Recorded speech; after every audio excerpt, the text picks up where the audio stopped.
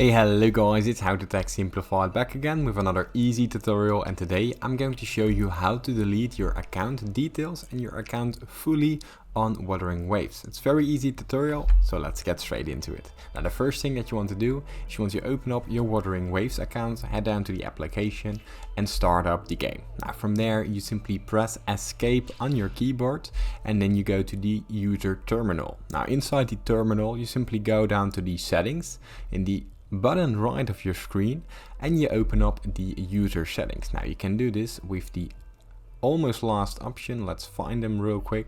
The last account settings option, and here you go to the user center, simply press go, and from here out you're going to other, the last option, and here you see delete account. Now what this will do, it will permanently delete your account, as you can see right here, but if you changed your password in the last 30 days, it's not possible. Simply press I have fully read the conditions, simply press next, agree it once more, press next, everything will be lost.